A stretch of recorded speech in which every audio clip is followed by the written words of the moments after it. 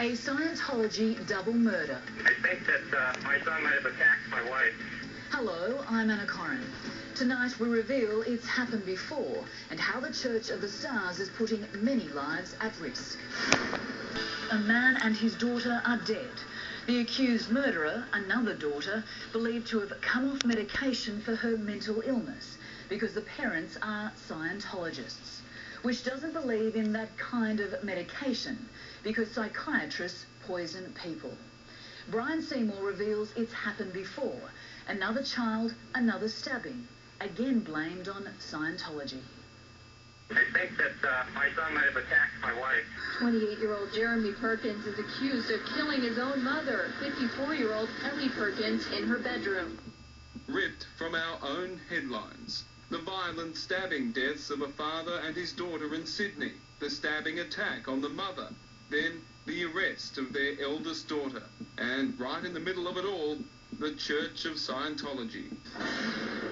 He stabbed his mom approximately 77 times. He suffered from the most serious mental disease of paranoid schizophrenia. Sometimes she looked like she was like evil, like the devil or something. New York woman Ellie Perkins was stabbed to death by her son Jeremy in 2003. Like the parents of the Sydney woman accused of stabbing her family here, they too were Scientologists. They too believed that psychiatry is evil. Ellie never took Jeremy to a psychiatrist, as far as I'm aware. It's against the teaching of their faith. We can't control people's lives. We can't tell them what to do. We didn't tell this family to do anything. We gave no advice. We weren't even informed of the situation. Virginia Stewart from the Church of Scientology Sydney headquarters claims this tragedy is entirely the fault of psychiatry. She was under psychiatric care. She was on antipsychotic drugs at the time of the tragedy, and I think that why aren't the people speaking to the psychiatrist who was looking after her? The family is listed on the internet as Scientology supporters. Virginia told us they did buy some books and attend some courses. Yet, as it did with the Perkins family in New York, the church is distancing itself from the whole thing. There's just an inference that just isn't true. So we violently object to that.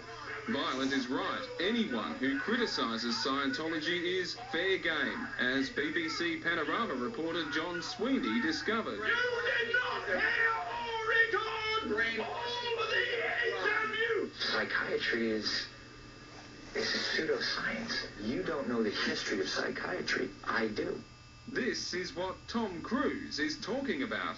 A Scientology DVD in which it's claimed that modern psychiatry was developed in Nazi concentration camps and that it's responsible for just about everything wrong in the world, even the 9/11 attacks. Like you mean we're saying there's not anything such as mental illness? We don't say that. In fact, that's exactly what Scientologists say. Since there's no such thing as mental illness, there's no such thing as a medicine for mental illness. CCHR documents psychiatry's invasive and destructive practices and publishes its findings. Psychiatry is very much at the heart of good clinical care for people with mental illness.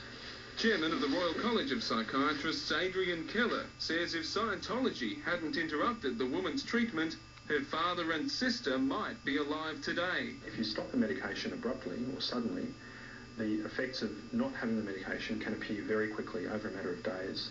Here's what the Australian Church of Scientology regards as a good example of how to treat mental illness. When you sweat, you are sweating nutrition out of the body, so part of the program is to just resupply the body with anything nutrition-wise that's being sweated out of the body. None of this should surprise. Scientologists believe an alien altered our DNA millions of years ago, that they can control space, time, energy and matter. Drugs are banned, drinking and gambling are wrong, and being very silent at a birth is crucial. The sad truth is Ali would have done anything for him. Al would have died for him, and she did. Today in New York, Jeremy Perkins is living in a mental hospital. He stops short of blaming the Church of Scientology for him killing his mother, but he says, I felt that I might have been pushed too much into it. By who? My parents. How did they push you? Because anytime there was a problem, they say we can handle it in Scientology.